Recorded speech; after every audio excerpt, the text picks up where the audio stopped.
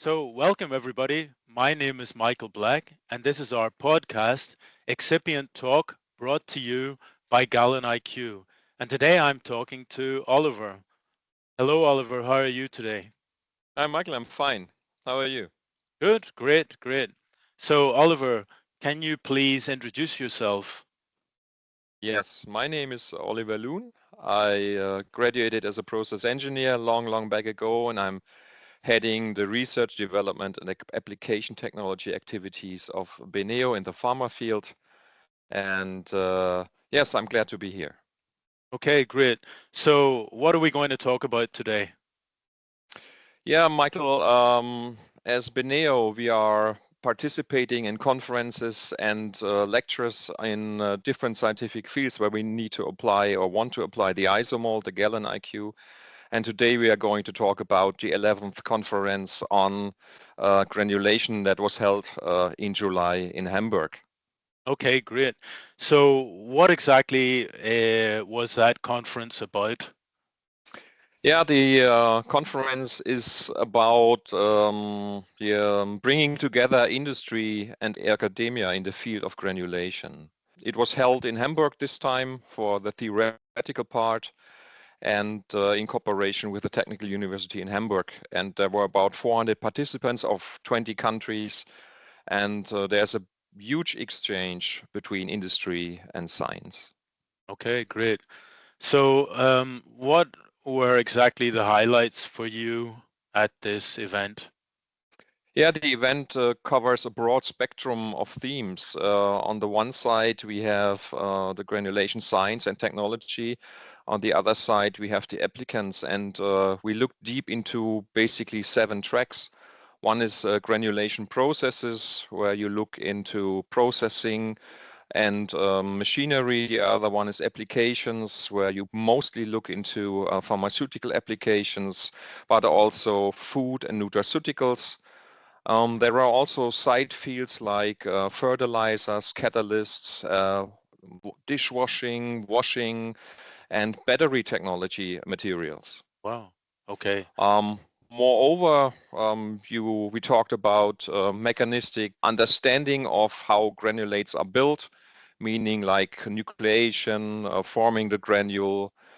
Then we looked into the analytics for granules, into reconstitution and dissolution of granules, but also into digitalization and leading the processes into more digital century, looking into sensors, into KI.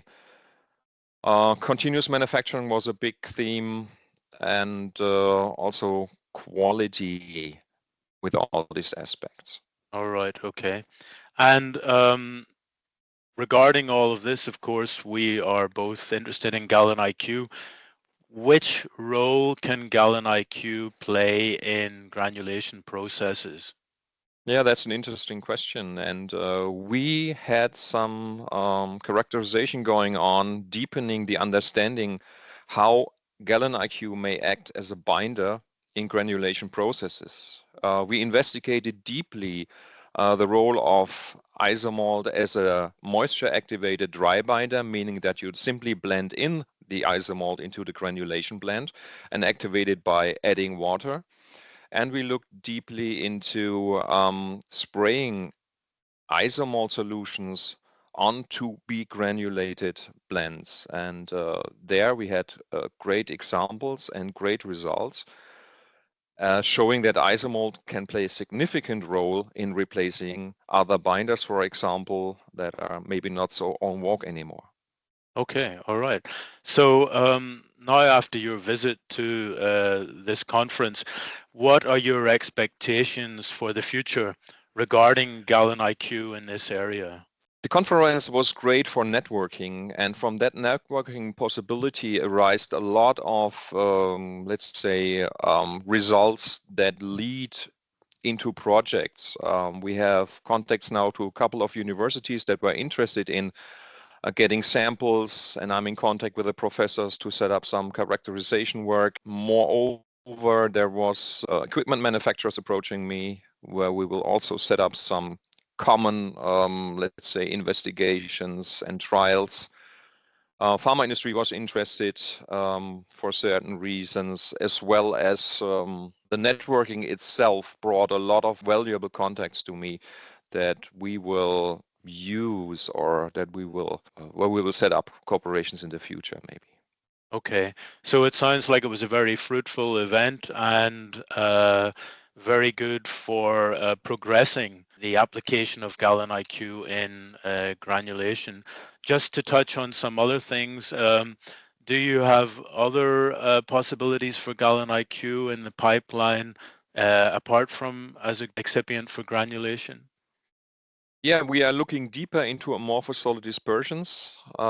Most people know that galenIQ or isomalt is used in pharmaceutical high-board lozenges. High-board lozenges present an amorphous body that is basically shelf life stable in cardboard boxes, which has to be recognized somehow in the pharma, and that we have been missing out a little bit. So we will go into a cooperation with the university and publish in a subsequent row a couple of papers highlighting the role of isomalt in the application of amorphous solid dispersions.